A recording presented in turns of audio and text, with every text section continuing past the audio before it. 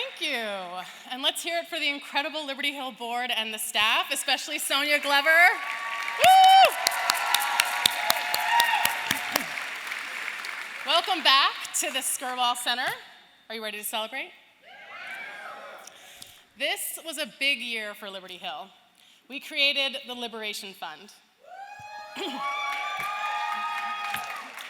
It's a first-of-its-kind initiative dedicated to ending the incarceration of young women and gender-expansive youth in LA and replace it with a system of care.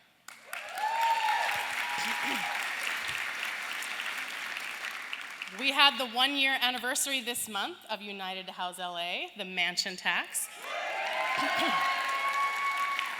It's taking hundreds of millions of dollars from the insane top of the real estate market and investing them to prevent homelessness, to keep renters in their homes, and to build affordable housing. And we launched the Environmental Leadership Institute statewide. We get to help brilliant organizers grow their own leadership skills and support each other to heal a damaged planet. Every one of these represents a move from defense to offense, and that's a big deal. I'm excited to be celebrating tonight with my family, my sons, Jude and Oliver. Now, I'm going to tell you a story about one of my sons without naming names. So, every night, one of our kids has to read to us for 20 minutes. Because he often gets distracted and 20 minutes takes an eternity, I created a rule, an incentive. The rule is, if you read straight through, you can stop at 17 minutes. But if you take a break, you have to do the full 20. I know. So one night, we're halfway through, and my son says to me, I have to go to the bathroom. Okay, but you know the rule. Even for the bathroom? Yes. You can read for 9 more minutes and then go to the bathroom, or you can take a break and come back and finish the full 20 minutes.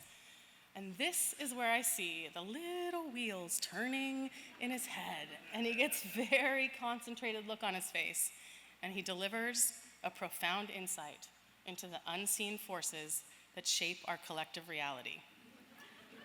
Mommy, he says, that's a made-up rule.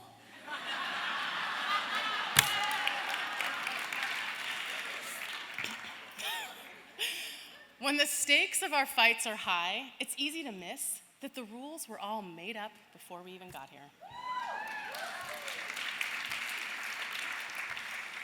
We dream that together we will move mountains, but it takes so much strength just to find each other in the rubble.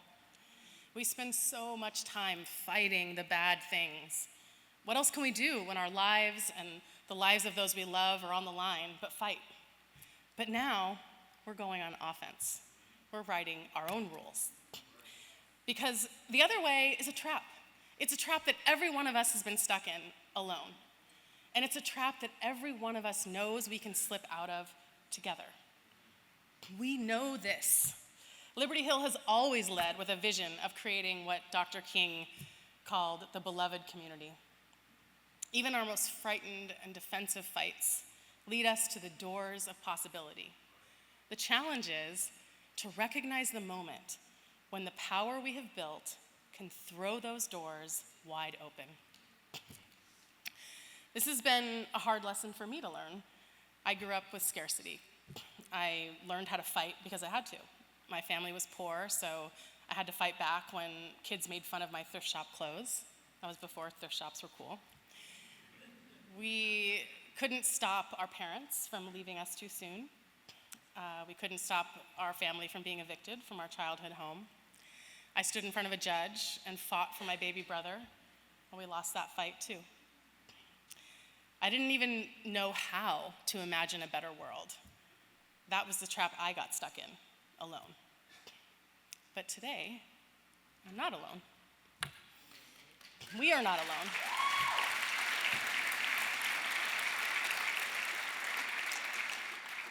When we show up together and we build our collective power, we can imagine a world we have never seen, and we can build it together.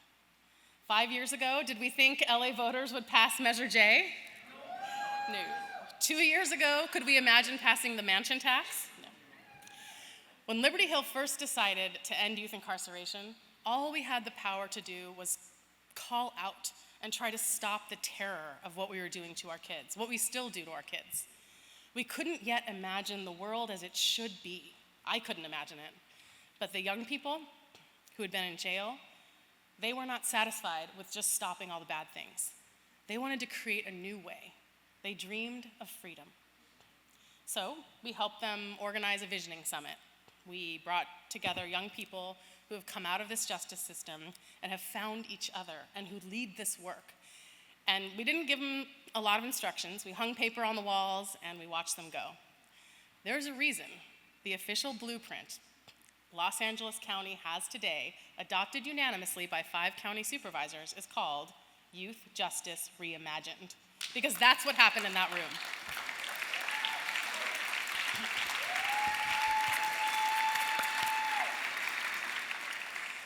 We taught ourselves a big lesson that day.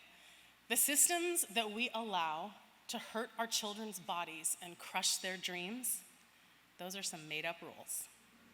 We can make better ones.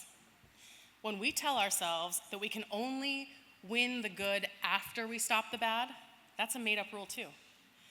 And it's not exhausting to do both at once. Okay, it is. It is. But it's inspiring. It's the only thing that pulls us through.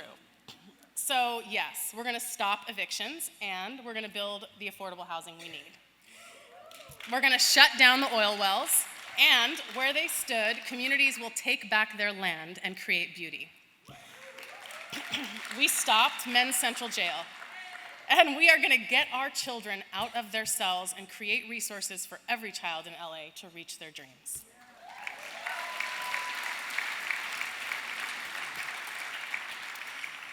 You know that song about everything having its season?